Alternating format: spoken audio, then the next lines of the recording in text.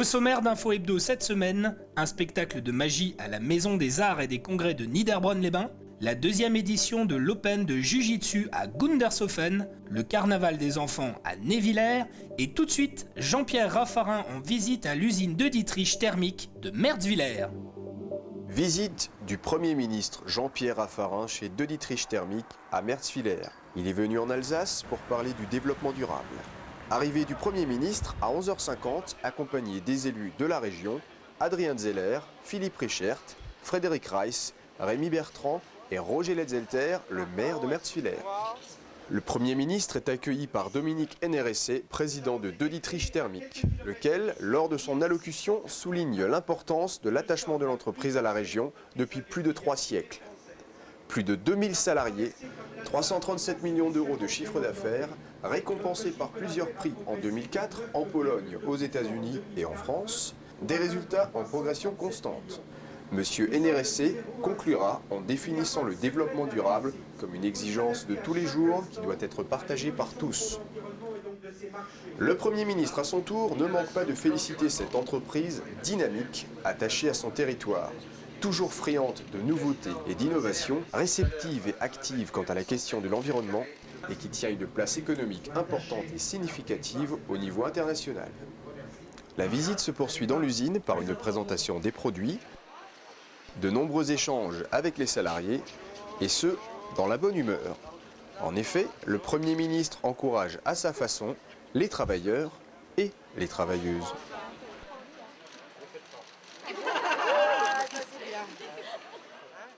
Bonjour. Oh là là. Bonjour les dames. Bon courage à vous. Avant son départ, le président de Dietrich thermique offre à M. Raffarin le livre de la Maison de Dietrich de 1684 à nos jours. Merci à vous. Au revoir. Encore une page importante décrite dans le grand livre de l'histoire de Dietrich.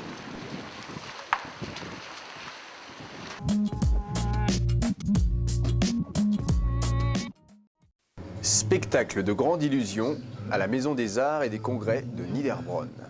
Bertrand Lotte vous invite à un voyage merveilleux où la magie du célèbre illusionniste, l'un des meilleurs d'Europe, bouscule à chaque instant la réalité.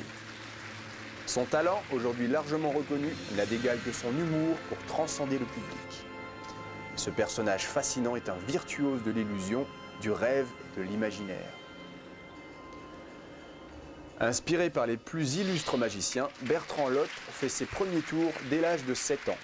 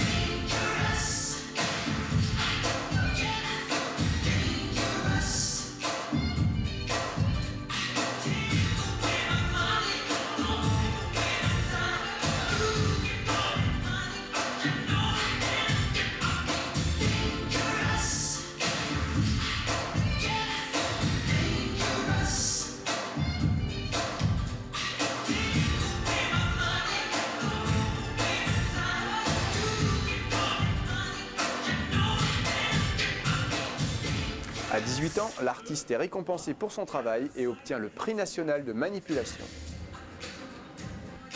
J'écoute 2 secondes. J'enlève 1, 2, 3, 4, 6, moins 3. Regarde bien. La réponse est dans la question. C'est pas normal, il reste toujours 1, 2, 3, 4, 5 et toujours 6 cartes. On le découvre sur les plus grands plateaux télé en compagnie de Michel Drucker, Jean-Pierre Foucault ou encore Patrick Sébastien. Et attention, nous allons maintenant emprisonner Claude dans cette petite cabine avec François. Vous mettez juste la tête dans le trou. Les enfants continuent à tourner toujours. Tournez bien. Devant, derrière. Et là, vous allez lire à haute et intelligiblement ce qui est marqué devant vous très fort. Allez-y. L'esprit, es-tu là? Oui.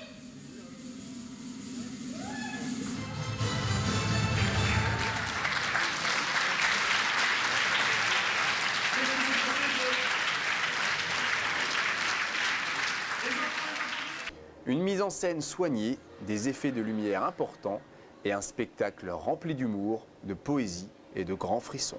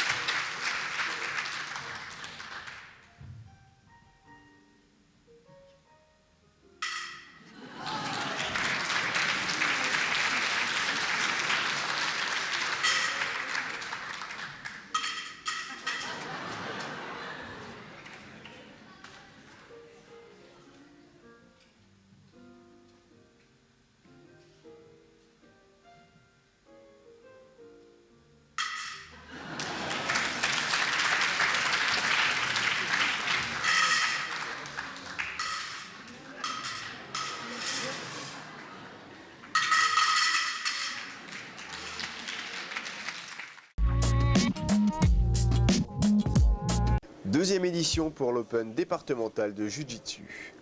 Objectif de la manifestation, promouvoir le Jiu-Jitsu. Alors, le Jiu-Jitsu du haut système, c'est des attaques imposées. Donc c'est 20 techniques imposées en attaque et 20 réponses libres. Donc vous allez pouvoir regarder tout à l'heure les différentes techniques exploitées par les couples. Ensuite, vous verrez les adultes ceinture noire un peu plus expérimentés. Donc c'est un sport qui est assez difficile à promouvoir. Donc c'est pour ça qu'on essaye au niveau de Gundershofen, de la région Bas-Rhin et Haut-Rhin, on essaye de se réunir pour pouvoir réussir à promouvoir le Jiu-Jitsu du haut système. Tout en bas, je parle, je contrôle, je désarme. J'ai ramené aujourd'hui, entre guillemets, 4 couples qui viennent pour s'initier, qui vont faire leur première compétition. Donc on va voir un petit peu ce que ça donne. Donc il y a des ceintures blanches, donc une première compétition avec 4 mois d'entraînement et on arrive jusqu'aux ceintures bleues qui font leur première compétition également dans le secteur. On verra un petit peu ce que ça donne. L'essentiel est de se faire plaisir aujourd'hui. Donc avec armes, il faut redoubler d'attention, éviter de les laisser gicler. Et éviter aussi de faire des mouvements avec l'arme. Attaque sur bâton.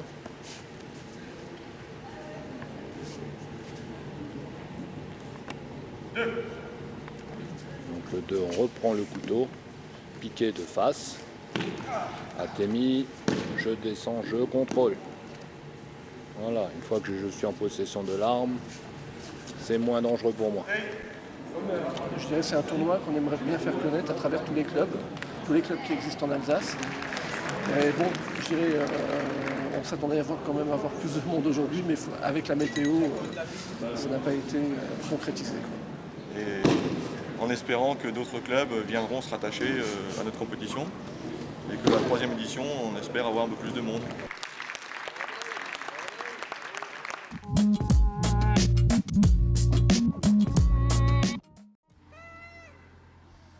Depuis 5 années consécutives, les parents des enfants organisent une cavalcade dans le village de Névillers. Une tradition de carnaval encore très fortement implantée dans beaucoup de villages alsaciens. Au programme de cette journée festive, une traversée dans Névillers.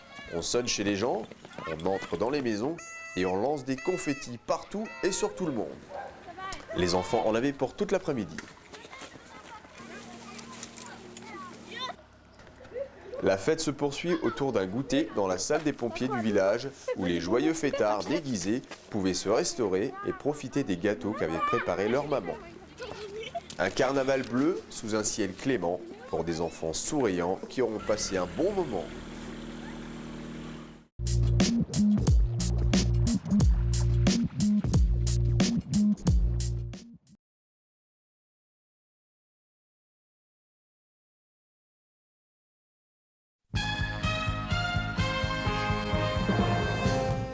Proximité, fraîcheur, prix bas.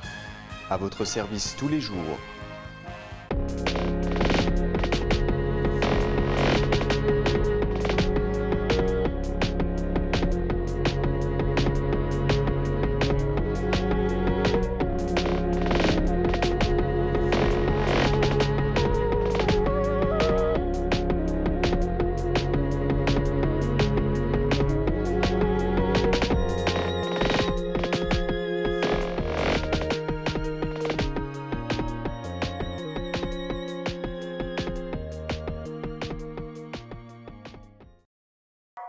Au sommaire de Mac 3V, une recette de coquille Saint-Jacques et tout de suite, partons avec le réseau d'animation intercommunal au centre verrier de Meisenthal.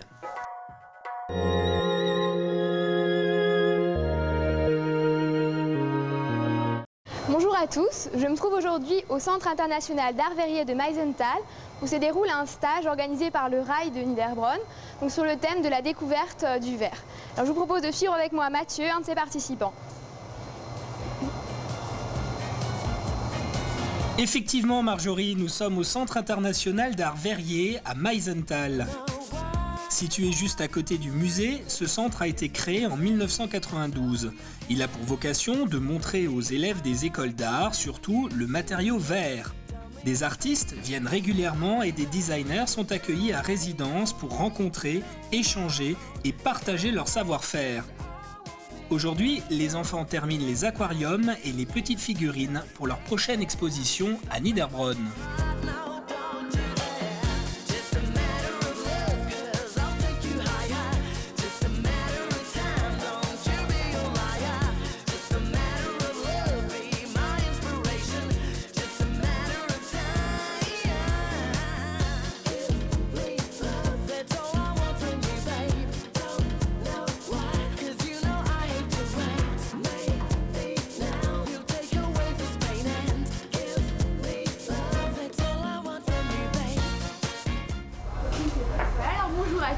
Bonjour Mathieu.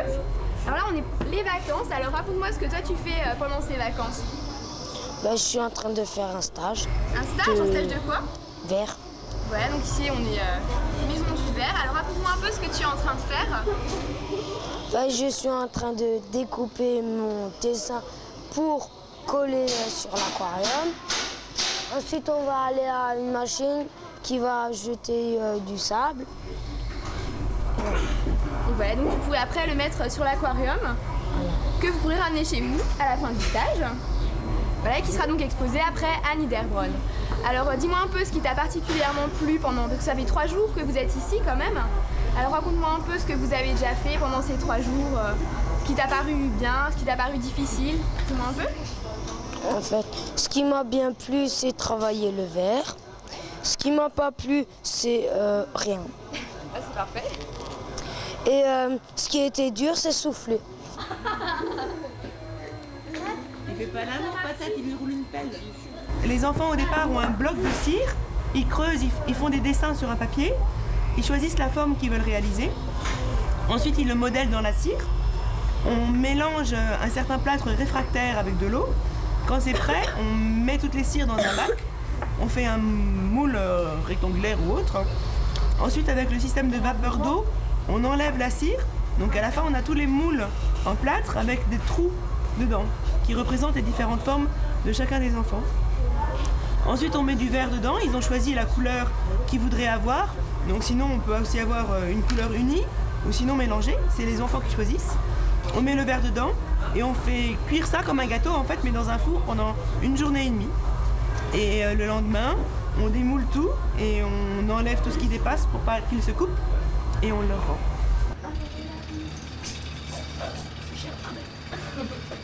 C'est pour que je puisse reconnaître vos pièces après. Donc l'étoile là, c'est qui?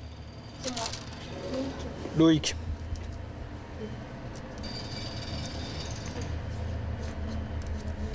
Le poisson à côté? Manu. Comment? Manu. Manu? Tu t'appelles pas Manu? Non. Mais c'est mon surnom. Il s'appelle Manu? Donc je mets Manu alors. Non, Emmanuel, c'est mon prénom. Je mets Emma, ça va? Ouais? Faut parler fort, je suis un peu sourd. Alors maintenant, pour couler le plâtre, si je coule le plâtre, maintenant je laisse vos objets, comme ça je coule le plâtre, qu'est-ce qui se passe avec la cire? Bah ils vont bouger, ils vont surtout... Ils vont monter.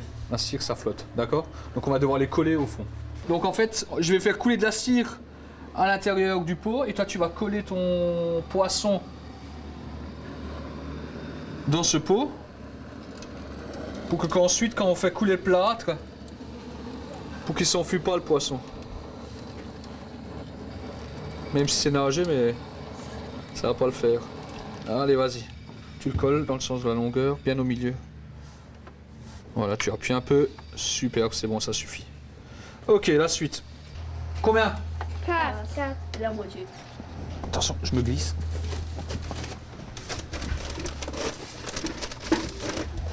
Montre. Ouais, c'est bon à l'ancienne. Pas de grumeaux, pas de bulles d'air.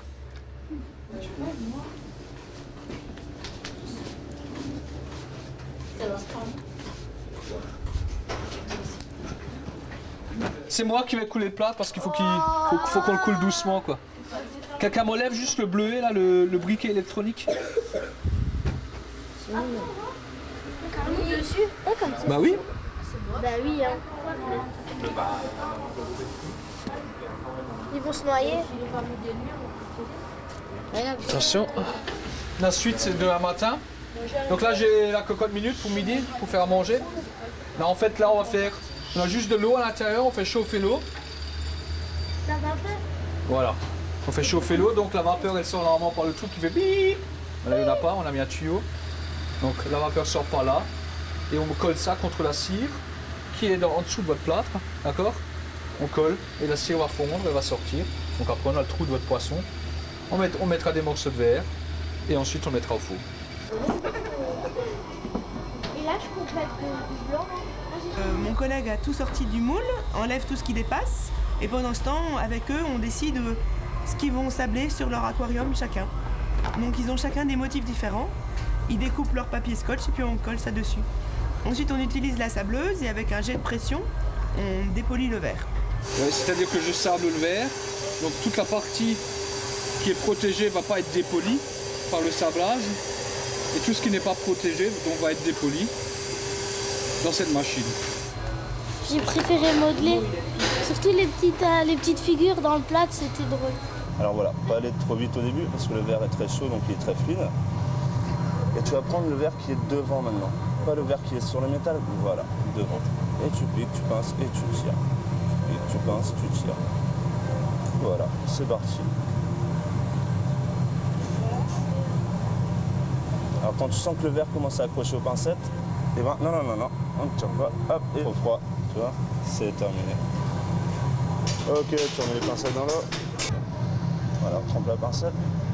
Donc tu piques, tu pinces, tu tires doucement au début et tu relâches. Tu piques, tu tires et tu relâches. Donc voilà. Et tu continues.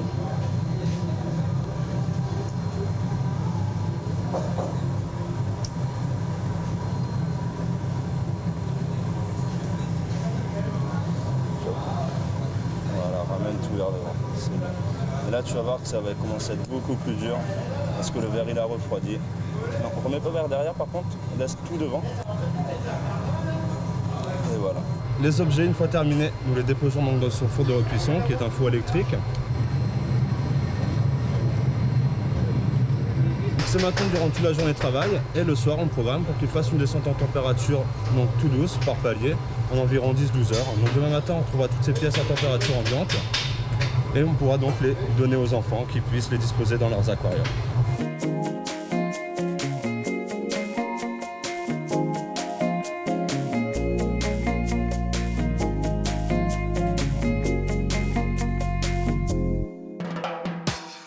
c'est magique. Je pense que c'est quelque chose qu'ils ne feront pas forcément tous les jours dans leur vie. Et pour eux, l'occasion de découvrir ça, c'est magique. C'est comme le premier Noël. Donc alors là, Mathieu, on est à l'étape suivante. Alors, est-ce que tu pourrais nous montrer un peu ce que tu as fait sur ton aquarium? En fait, j'ai fait plusieurs poissons, une étoile de mer, de nouveau un poisson, de nouveau un poisson. Et j'ai fait une poisson. Allez, souffle! Pas mal, hein? Voilà, allez, vas-y, souffle. T'arrêtes plus, hein? Tu souffles, tu souffles, tu souffles. Allez, encore, encore.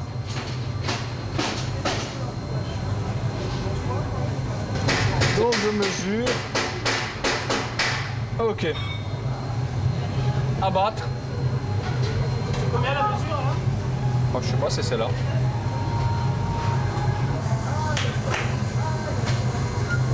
Top.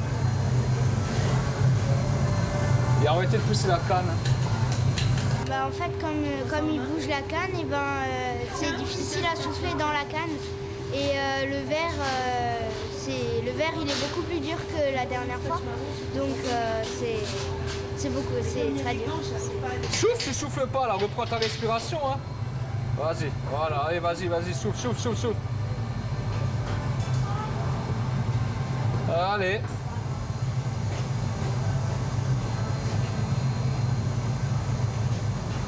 Fini. T'as pas soufflé au début? T'as soufflé à côté, je crois. Moi, je crois que ça va pas suffire.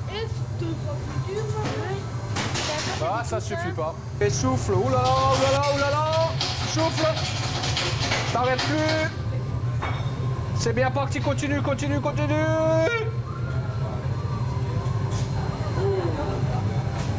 Encore, encore, encore. C'est bon, stop, stop. Je crois que c'est bon à mon avis. Ah, joli. On peut l'applaudir. C'est Cynthia qui a gagné le concours de soufflage aujourd'hui, qui prend la succession à Loïc. Mais c'était illégal. Félicitations. Je me trouve à présent avec Yannick du Rail. Alors Yannick, est-ce que tu peux nous expliquer en 2 mots comment vous est venue l'idée de ce stage? Donc ça fait quelques temps qu'on suit des jeunes qui sont passionnés d'activités manuelles et on voulait sortir un peu de l'ordinaire, des sentiers battus, et c'est comme ça que nous est venue l'idée d'atterrir au CIAV à Meisenthal. Alors les objectifs, c'était de faire découvrir différentes techniques de travail du verre aux jeunes, et donc on est passé du sablage de verre au moulage de formes. Donc le thème, c'était la mer, le monde aquatique. Et donc les enfants ont pu créer des poissons, des animaux de la mer qui pourront emmener en fin de semaine. Et donc finalement, pour ceux qui seraient intéressés par ce genre d'animation, est-ce que tu peux nous indiquer comment s'inscrire? Alors on va régulièrement dans les différents collèges du canton, que ce soit à Niederbronn, à Reichshofen, à Merzschiller et au Val-de-Moder, à la Valk. Et donc par ce biais-là, on peut s'inscrire en rencontrant l'animateur dans la cour. Et sinon, on peut se rendre soit à la Maison des Jeunes qui se trouve à Niederbronn, soit directement au siège de l'association Réseau Animation qui se trouve dans le bureau central, et sinon à l'espace jeune à Pfaffenhofen. C'est la première fois que je le vois. Alors est-ce que tu t'es découvert une vocation, tu as envie de travailler dans l'usine du verre plus tard? Oui, on peut faire de belles choses et on peut être connu parce qu'on fait de belles choses avec le verre. J'espère que ce reportage vous a plu. Si ces quelques images vous ont donné envie de découvrir plus le travail et la fabrication du verre, je vous invite à vous rendre au musée d'art verrier de Meisenthal. À bientôt.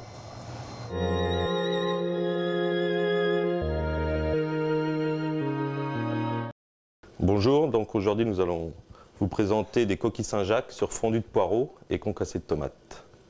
Donc pour faire cette recette, il faut un poireau, 2 tomates et 10 coquilles Saint-Jacques sans corail, des échalotes hachées, un peu de ciboulette, 3 centilitres de crème fraîche, du vinaigre de balsamique et puis voilà.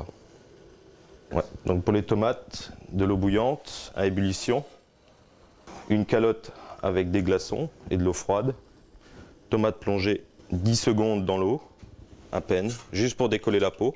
On stoppe la cuisson dans l'eau froide pour que la pulpe évite de cuire. On peut les laisser refroidir dans l'eau quelques minutes. Pendant ce temps-là, on peut commencer le poireau. Donc le poireau, bien sûr coupé en deux, lavé, sans aucune impureté. Et on peut commencer à hacher le poireau, tout doucement.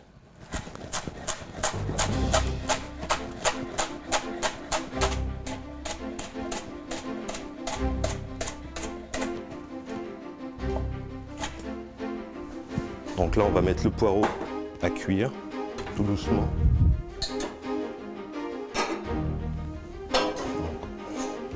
Un peu d'huile d'olive, échalote hachée. Ensuite, on met le poireau avec les échalotes. Et laisser revenir tout ça, toujours à feu doux. Et donc pendant ce temps-là, on peut préparer la concassée de tomates. Donc éplucher les tomates. Éviter de prendre des tomates trop mûres pour que la chair soit ferme. Autrement, ça va, au moment de les couper en dés, ça va tomber en morceaux. Le poireau va cuire tout seul. Il va rejeter toute son eau. Il n'y a pas besoin de rajouter d'eau. Si ça cuit trop vite, on réduit le feu. Donc coupez les tomates en 4, enlevez les pépins et ne gardez que la chair. On compte, en général, on compte pour une tomate pour une personne. Bon, ça dépend de la taille de la tomate.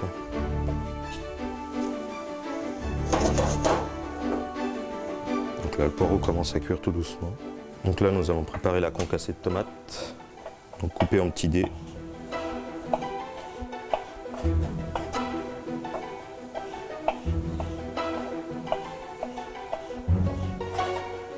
Donc à environ mi-cuisson du poireau, on rajoute la crème fraîche, 3 centilitres. Pendant que le poireau cuit, nous allons préparer la sauce. C'est une sauce toute simple. C'est vinaigre balsamique, 5 centilitres, qu'il faut laisser réduire de moitié. Ça se voit dans la casserole une fois que qui commence à épaissir en fait. Il faut qu'il devienne presque onctueux. Et ça, le poireau, c'est jusqu'à la fin de la cuisson. Donc, pour savoir s'il est cuit, une seule solution, il faut le goûter.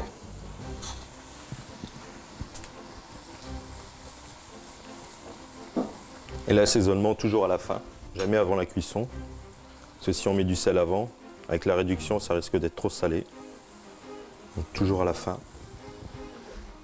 Juste avant de dresser ou d'envoyer, on regarde. Donc là, le vinaigre est bon. Donc, une sauce toute simple à réaliser. Juste vinaigre. Dans une saucière. On apporte un récipient. Donc une fois que le poireau est cuit, on le laisse de côté. La sauce, le vinaigre légèrement refroidi. On rajoute uniquement de l'huile d'olive dedans et la sauce est finie, tout simplement. Ensuite, 2 poêles, toujours de l'huile d'olive. Une poêle avec des échalotes, laisser revenir. Laissez chauffer l'huile. Coquille Saint-Jacques. Juste du poivre. Les Saint-Jacques sont naturellement déjà salés. Mettre la concassée de tomates dans les échalotes.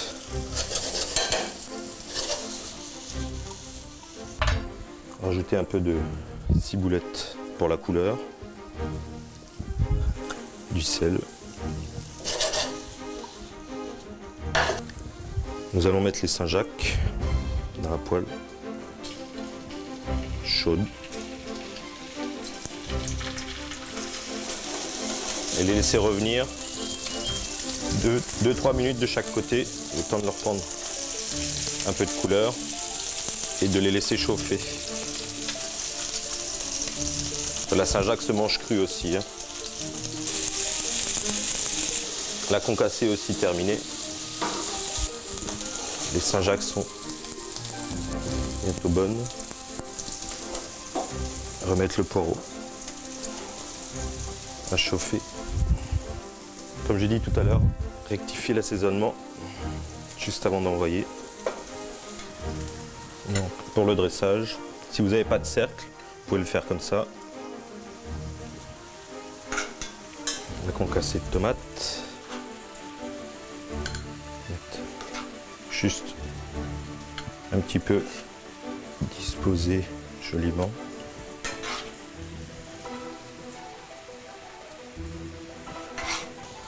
Les coquilles Saint-Jacques. Pareil. Les mettre sur la concassée de tomates.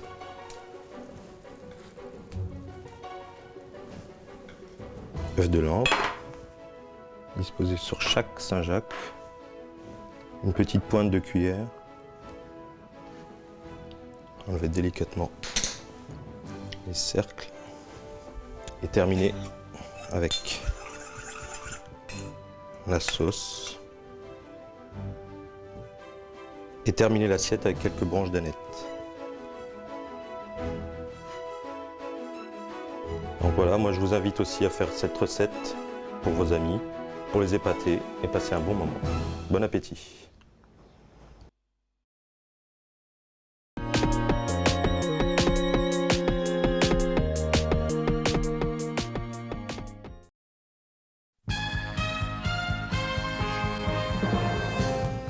Proximité, fraîcheur, prix bas. À votre service tous les jours.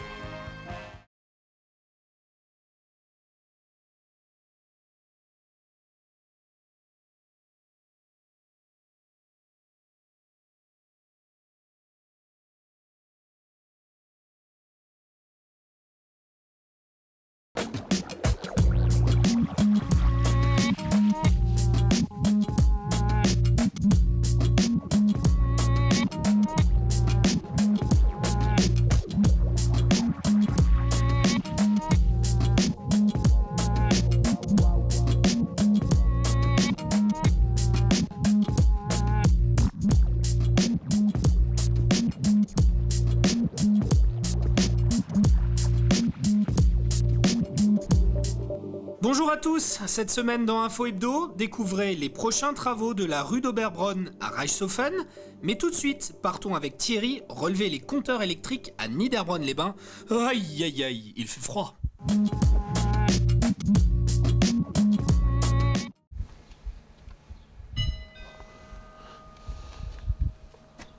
Pas toujours évident de relever les compteurs électriques quand il fait moins 10 degrés dans les rues de Niederbronn. Aujourd'hui, nous avons suivi Thierry qui a pour objectif de relever une moyenne de 100 à 150 compteurs par jour chez les particuliers. Bonjour, je suis électricien. Hop là. Chauffe.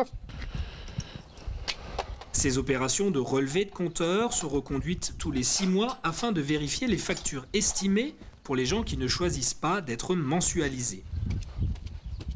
Et voilà. On ferme parce qu'il fait froid. Hein. Oui, il fait froid.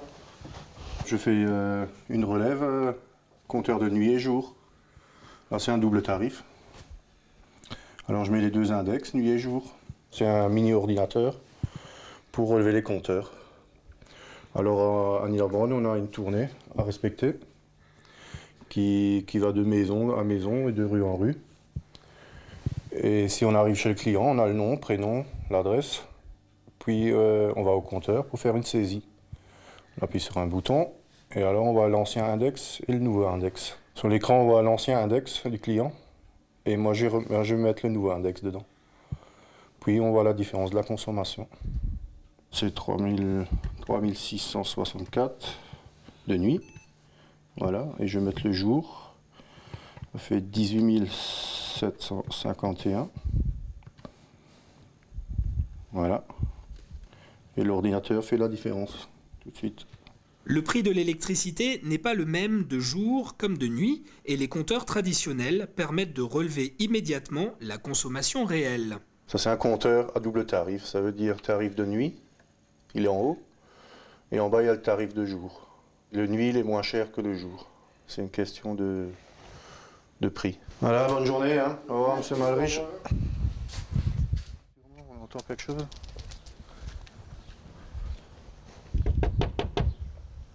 Je fasse installer le coffret pour le gaz, hein, et puis alors par la même occasion. Ouais. La venue des agents releveurs est l'occasion souvent pour les particuliers d'échanger ou de poser des questions, comme par exemple le fonctionnement du téléreport qui facilite bien la vie. Qui le fait, de toute façon. Là, on arrive chez un client qui a un compteur électronique avec un téléreport qui se lie de l'extérieur avec mon ordinateur. Ah, c'est ça le boîtier. Hein. Moi, j'ai un capteur là. Je le mets dessus. J'appuie sur F6. Alors l'ordinateur me demande si je veux lire le compteur ou pas. Et si je suis prêt. Je lui dis oui. Et voilà, il a lu le compteur en 1 seconde. Ah là là, c'est beau la technologie. En fait, ça s'installe un peu n'importe où alors. Oui, bah oui. Il y a des hauteurs à respecter, mais autrement, voilà. Relever le compteur. C'est bon. Et c'est parti. Allez Thierry, bon courage et gare au vilain méchant chien. C'est bon ?